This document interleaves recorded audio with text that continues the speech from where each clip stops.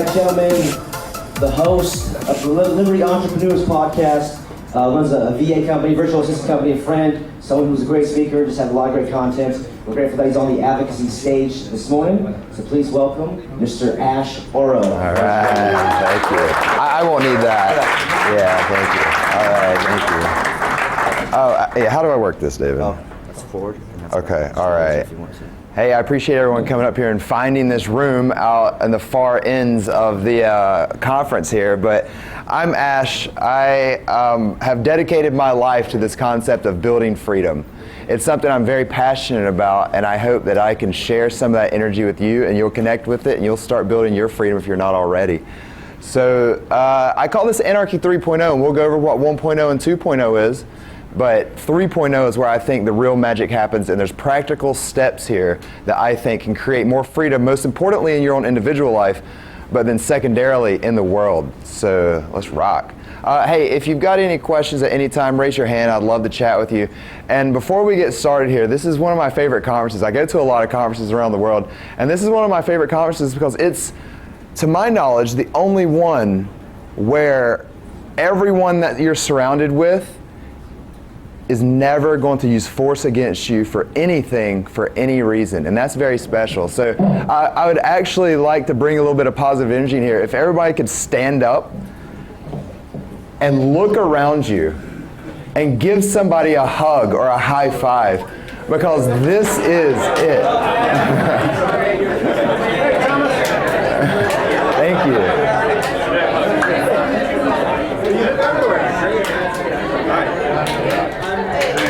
All right.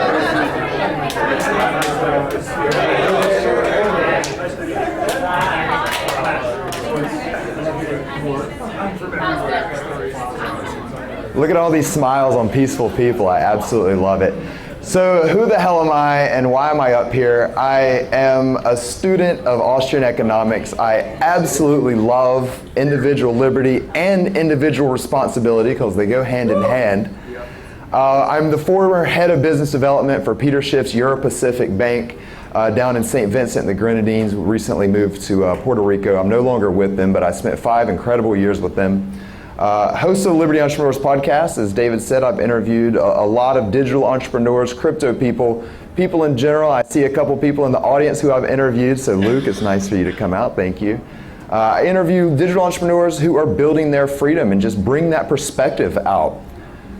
I'm also the CEO of Liberty Virtual Assistants. As I built Liberty Entrepreneurs podcast, it was too much work for me and I had to hire some staff, but I couldn't afford at the time to hire domestic staff, pay all the taxes and all the nonsense regulations that the government puts on us. So I hired a Filipino virtual assistant. I'd never done this before. I had worked on virtual teams before, but it was very important for me to try to make a win-win situation when I couldn't afford to hire someone domestic. So after I spoke about this on my podcast, telling people the value that was created by me working with someone who I'd never met in a country that I've never been to, people started just emailing me and contacting me about, hey, I want a virtual assistant, help me get a virtual assistant. And so I saw a need there and I thought that I had some advantage and experience, so I built a business around helping people hire virtual assistants in the Philippines.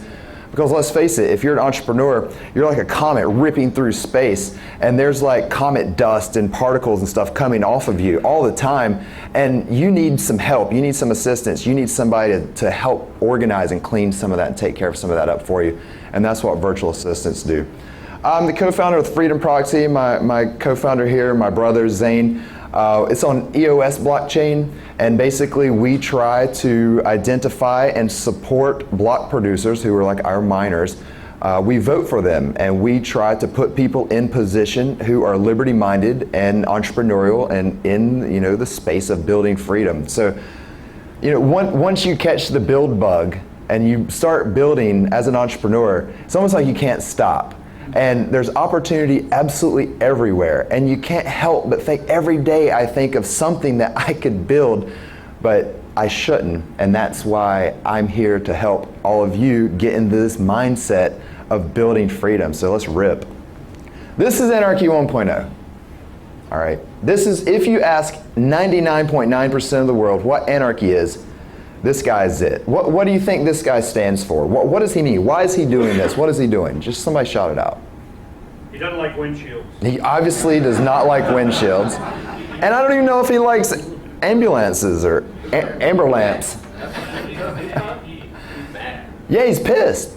This guy's pissed. He sees that there's injustice in the world, and he wants to do something about it, but he's still so angry. He's not sure. He's not creating value here. He's destructive. He's crushing value. But he's a goddamn hero. Look at all the people around him taking pictures, clapping, smiling. This is anarchy, people. Face it. It sucks. This is anarchy. This is not us. This is not us. Look at this guy. Who's this guy? Close. I think this is voluntarism. This is where we are. This is our difference. We're doing our thing. Look how civilized we look. Right? And the non-aggression principle. This is what separates us from Anarchy 1.0. We have some knowledge of economics. We appreciate the marketplace. We know how to create value. That doesn't necessarily mean we are, but we know about it. We've read the books, right? We've listened to Ron Paul. We've listened to Jeffrey Tucker and Tom Woods and Rothbard and Mises and all these people. We get it. We get it ideologically, right? We can't always communicate these ideas because most people are right here.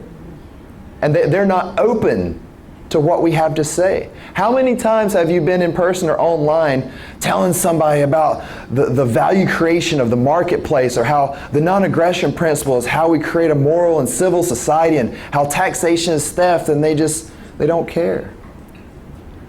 We grew up in a public school system where we had to sit there and we had some drone just teaching us all day this nonsense. Who knows what this crap was that they filled our heads with, so people aren't receptacle. Or whatever. Maybe it was a receptacle there. Unlike Trump, I am not the best with words. But people just aren't going to sit there and listen to you and believe that your truth is their truth. And so there's very limited ability that you have as an anarchist 2.0 to actually make the change and create the value that you think you're doing. Because people just don't care. Everybody went to public school. Everybody pays taxes. Nobody cares. Everybody watches the news, right? I try to help people bridge the perspective between Anarchy 2.0, which there's a lot of worth and value in Anarchy 2.0. There's a lot of worth, and it's a very moral cause to speak the language of peace and freedom. But speaking the language of peace and freedom isn't going to get us where we want to go. We have to build. We have to compete. Yes, okay, we'll compete with each other. We'll have cooperation, right? We'll cooperate and compete because that's how nature works. But we can't just stay in this world of ideology. And I wasn't always here. I'm struggling, and I'm going on my journey just like everyone else in here is, trying to identify freedom and how to become the freest person that I can be. And I love this quote. You never change things by fighting the existing reality. To change something, build a new model. Build a new model. Don't read a new model. Don't talk a new model. Build a new model that makes the existing model obsolete. Oh, and look, I'm a passionate guy. If you feel me, throw out a hell yeah or clap or something. All right?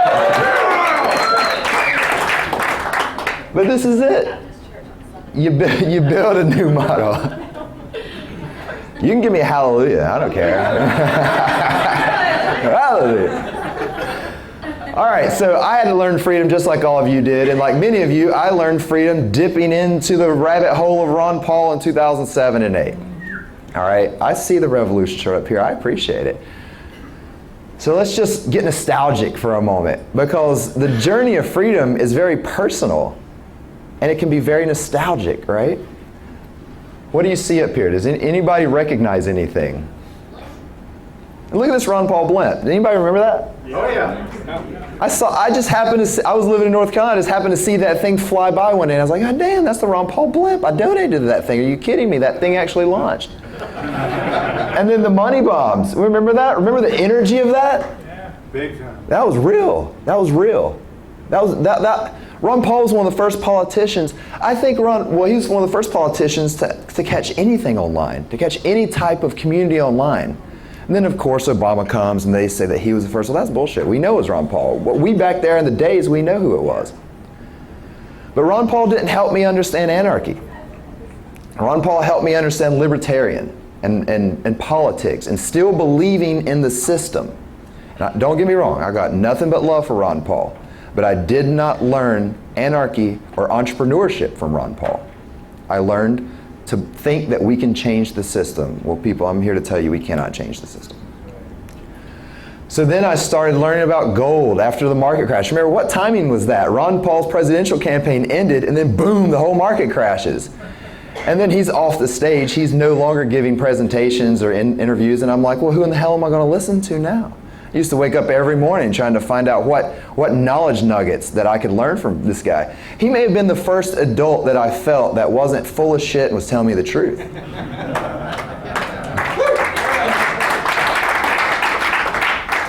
So it led me down the rabbit hole of gold and silver and Austrian economics and Peter Schiff, right? And then we've got up here Lou Rockwell and our old buddy Jeffrey Tucker. I mean, Lou Rockwell was the first anarchist that I ever knew of. That was the first person I ever knew that called themselves an anarchist. And then Jeffrey Tucker was the first happy anarchist that I ever knew. And good looking. And very well dressed. Yeah, no doubt. I mean, what would we do without understanding economics? How intricate is even a simple understanding of economics? Some call it Austrian economics. I call it economics. Some call it physics. Nobody calls it Chinese physics. So this is just economics here. But how intrinsic is it to understand the value creation of the marketplace and understanding stable money and how you can protect your own assets by just understanding a couple videos worth of Austrian economics. And it doesn't require a bunch of equations. But anyways, this was my toe into all this. Oh yeah, I marched on Washington. It was no less than 125 degrees that day. But I was on that march for Washington. We were there, baby. We were there. But this didn't change me that much looking back on it. Yes, I started to understand freedom. I started to understand it, but I was still working my same job, selling my time. And I'm not saying there's anything wrong with that. But for me and my definition for freedom, it required owning all of my time. Oh, Sterling, thank you, my man. I appreciate y'all coming by. If you don't know Sterling, please go say hey to him at some point. He's one of the most amazing people in this space. So what did I do? I was working a day job, and I was listening to Peter Schiff every day because I was desperate to learn more economics. I had lost half of my 401k in that stupid crash, and I didn't know how to save anything. And I was working as an engineer, people. I was supposed to be on the gravy train. I got the 2 engineering degrees. I was doing my thing. I was going by the book. And then the crash happened and I got screwed. And I decided I was never going to do that again. I was never going to be so ignorant about economics and the market and all this stuff where I would get fleeced. So one day, does anybody know Peter Schiff? I mean, know of Peter Schiff? Okay, cool. One day I was listening to his radio show and he said, he's ranting on about regulations and this, and he can't do business and all this stuff. And he's like, I have, 40,000 leads of people who want to do business with me, but I can't do business with them because the US government makes it too compliance expensive for me to do business with anyone outside the United States. So I am going to create an offshore bank, and I'm looking for some people to come down and work and build the bank with me. And this was my forte into entrepreneurship. It was a commission-only job. I had never worked in sales, and I'd never worked as a salesperson. I mean, commission only, excuse me. So I'd never been in sales, and I'd never done commission only. I decided to quit. I'm 29 years old here. I decided to quit my comfy engineering job in Raleigh, North Carolina, and sell all my stuff, pack it up, say goodbye to my friends and family, and move to Barbados to work commission only at a brand new offshore bank, gold and silver backed Rothbardian bank for Peter Schiff. And this was when the rabbit hole really deepened for me. Not many people can find Barbados on a map, and nobody can find St. Vincent on a map, but this is where the bank was.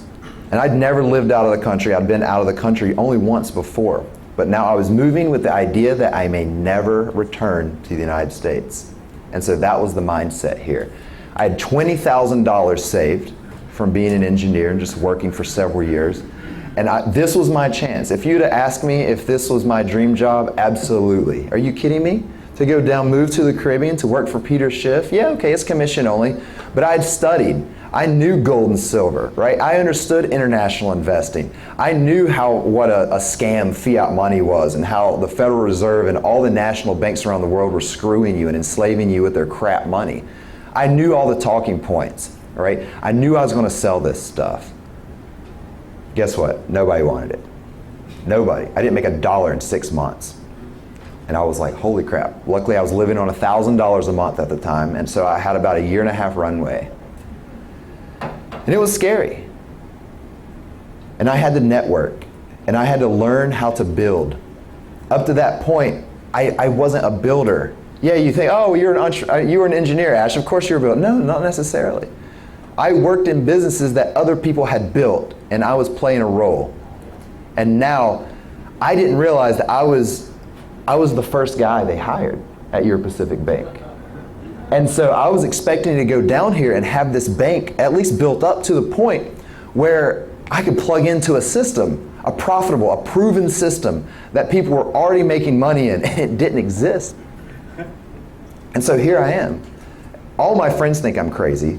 My mom doesn't talk to me. She tells me I need to go sell isogenics or something, who knows. And I'm trying to figure out how to communicate with people in their second language, because we still don't accept, I say we, they don't accept Americans as clients. And so I'm speaking to people around the world in countless time zones while I'm living on $1,000 a month, where I'm the absolute cultural minority in the Southern Caribbean, where I don't have any friends, and I'm trying to build. I'm trying to learn how to build and network and communicate value to people who may not necessarily understand it. After working at the bank for about 4 years, this is probably 2016 or so, I'd moved to Panama.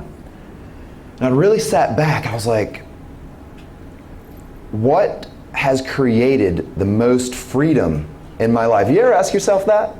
Like, what has created the most freedom in my personal life?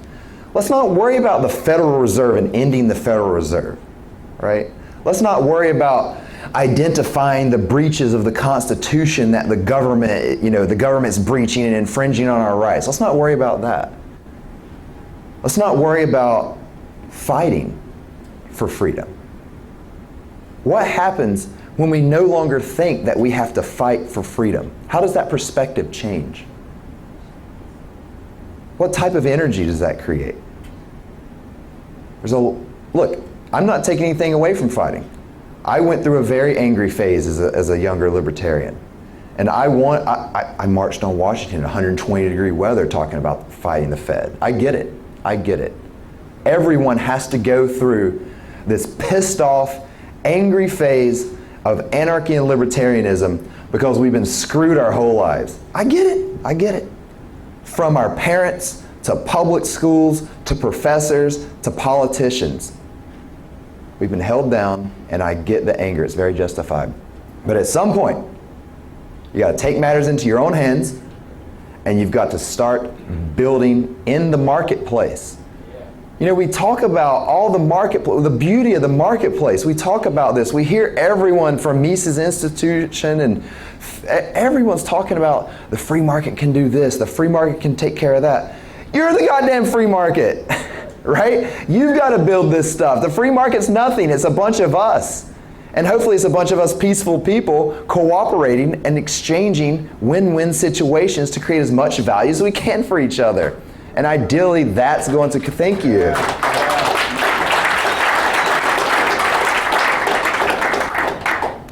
Fighting the police. Look at this guy in this red hat. I'm sure he feels good. But what's the longevity of this? You could work your entire life in the political space trying to change one rule, one law, and then another Congress gets in and they just change it all back. And you fought your entire life for this. It's not sustainable. So I sat back and I thought, what has created the most value in my life?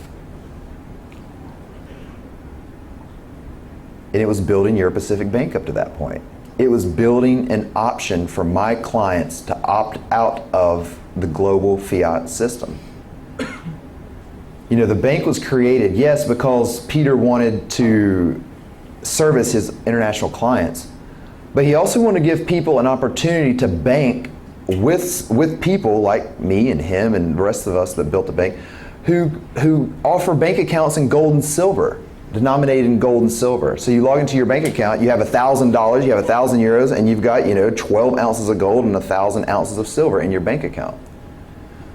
Well, another problem was the fractional reserve nature. So we were 100% reserve bank. And so we built a solution to help solve a pain that we knew people had. The pain in this was fiat money and fractional reserve banking. And this is the mindset. I want to let that sink in. What offered me the most personal freedom in my life was creating solutions for other people's problems. It was the action. It's called, Mises' great treatise is called human action. It's not called human, I'm going to read every book, post on every blog before I action. We've got to put our ideology, our philosophy, our perspective into motion. Right? It doesn't do much good in a book if we don't act on it and create the value. So I wanted more of this conversation. I wanted to speak more to people. I wanted conversation from people who were building. Because for me, it was building the bank, networking, doing the biz dev, creating the sales team, creating the customer support team, creating the compliance team, and putting this whole thing together so we had something of value to offer people around the world. And I would get emails from people and phone calls with people just thanking me for creating one of the only banks in the world that offer gold and silver bank accounts and 100% reserve bank accounts. And people loved this. They didn't want my investments. They didn't want gold and silver mutual funds. They didn't want international Chinese stocks. They didn't understand that stuff. But simply what they understood was, how do I keep my wealth safe? I mean, that's why Bitcoin was built, right? Somebody built Bitcoin. It just didn't happen. It didn't fall out of a book one day. Somebody built this thing. Many people built this thing. But I couldn't get any conversation about this. Everybody still just wanted to state hate. I get it. State's terrible. A lot of shit's terrible. Teachers are terrible. Not every teacher, but I'm saying the system is terrible.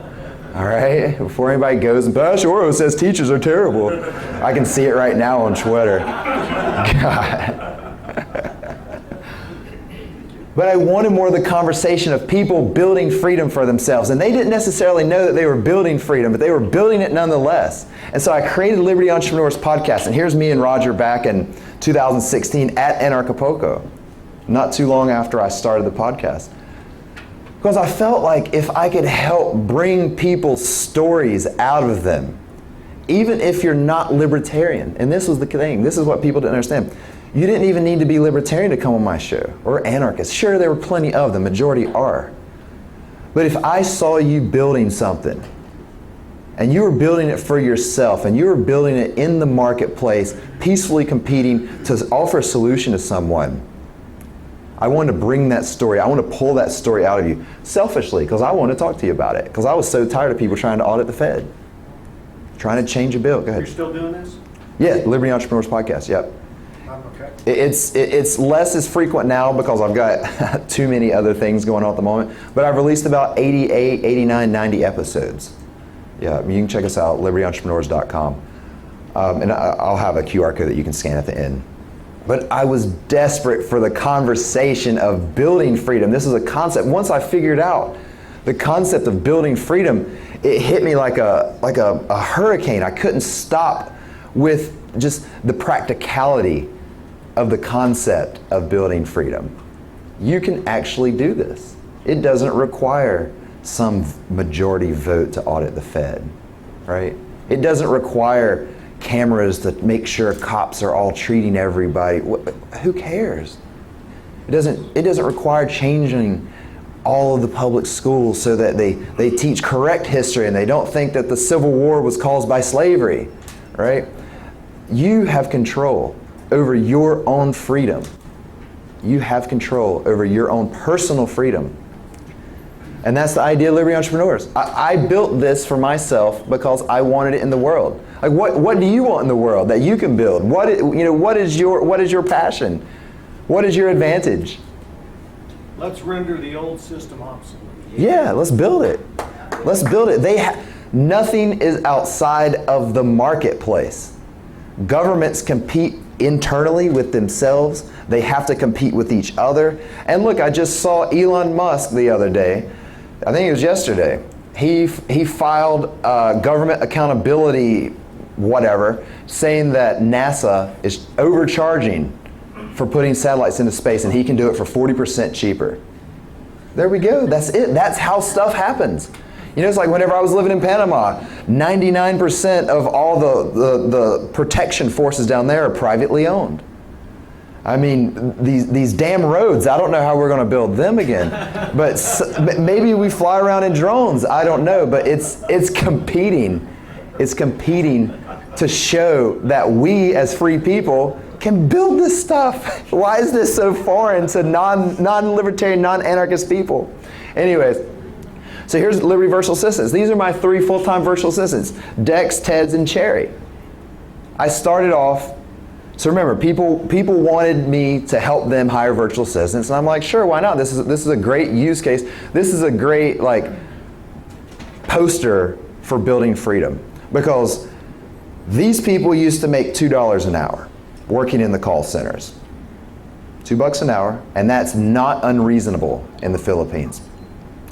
I pay them $4.50 an hour, and they get to work from home. Think about that. That's freedom right there. That's opportunity, and I have a margin. I make a profit on that, and my clients get to hire someone for way cheaper than they could hire someone domestically. So this is the rare unicorn win-win-win in the marketplace. I win, the VAs win, and my clients win. Think about the standard of living. They've never made more money, and I've never paid less. Right? And people all the time come to me, you're exploiting these people in the Philippines. Well, you don't know what you're talking about. Pat you on the head like Tom Wood says and move right along. Where's your home base? Where's my home base? Denver, Colorado at the moment. But I've been nomadic since 2012, since I packed up all my stuff and moved. What happened in Panama? Yes, I was in Panama for 2.5 years. I'm a permanent resident in Panama, driver's license, bank account, everything. But I want to keep traveling. And I actually moved back to the United States for a while because, like it or not, there are a lot of conveniences, and the standard of living in the United States is above anywhere that I've ever been. And so, you know, I love the country, I love most of the people, and I hate the government, but the market is so mature in the United States that where else am I going to get something delivered from Amazon in 2 hours? You know, man, I can't. Okay, China. I've never been to China. I've never been to Japan. I've never been to South Korea. Definitely on my list. But finding places where the market is very mature means a lot to me. And the food in the United States is just absolutely amazing. But Can we do a free state project where it's warm? yeah, right. Not New Hampshire. Yeah, I know. Free state. Yeah. Yeah.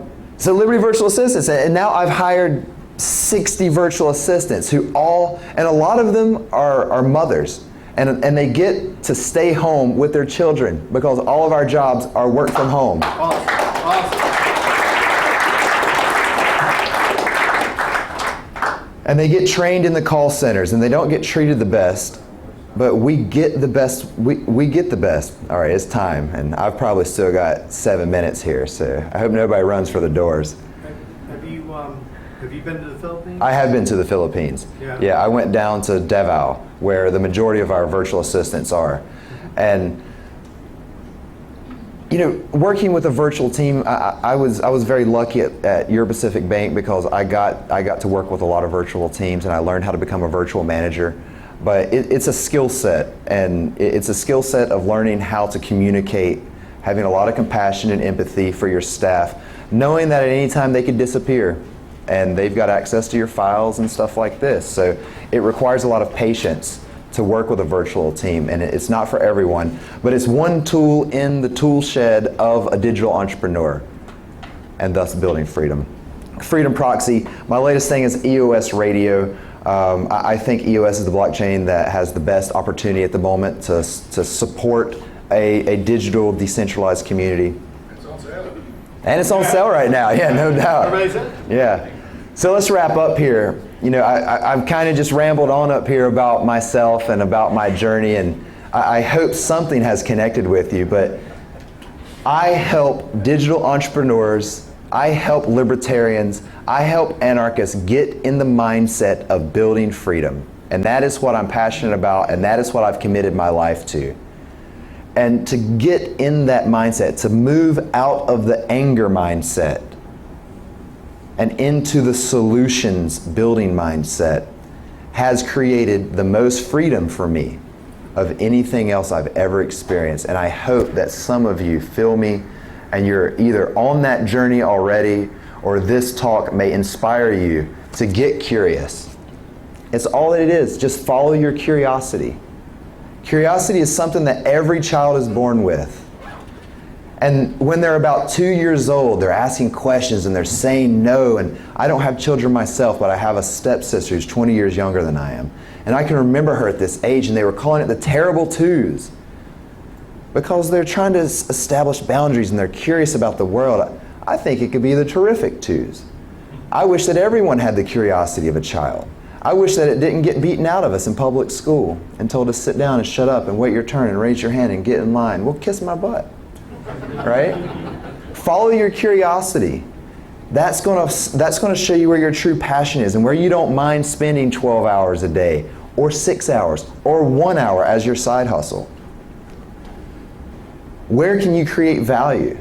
What do you want to use? Every business I've ever built, from the bank to the podcast to my VA business, and from the token yield on EOS that I'm going to be launching in 4 weeks, every business that I built, I'm the first client because I want it. And at least I got one client, so I got that feedback loop, right? What is your advantage? What do you know? What little puzzle can you put together? What perspective do you have that other people don't necessarily have? For me, it was the combination of economics, engineering, and entrepreneurship. I was able to see things that other people can't necessarily see. What kind of engineering? Electrical and computer. Yep. And I'll leave you with this. Our main man, Ron Paul. One time in a video, in an interview, some young person came up to him and said, Dr. Paul, I'm passionate about freedom. What can I do? What should I do? He's like, I don't know. What do you want to do? And at the time, I couldn't stand it. I wanted Dr. Paul to give me some answers, right? I was hungry and I was young and I was passionate. I wanted answers. But of course, the wisdom of Dr. Paul, do whatever you want to do and do it well and keep doing it until you don't do it anymore, then find something else to do. And this is how we build freedom. It's a very personal, individual journey. It doesn't require convincing anybody of anything, because if people see your value, they're going to do business with you. And whenever you do business peacefully in the marketplace, you're creating value and creating win-win opportunities. And for me, that's freedom. Thank you. So if you want to stay in touch, you can follow me, Ashe Oro, on Twitter. There's my podcasts. I've got a website up there. But yeah, thank you so much, everyone. I appreciate the full room. Did you go to school in Raleigh? I did. I Yeah. went to Ligon and Sanderson. Oh, did you? All right. Yeah, I went to NC State for 4 years. Ladies and gentlemen, Ashe Oro, 3.0.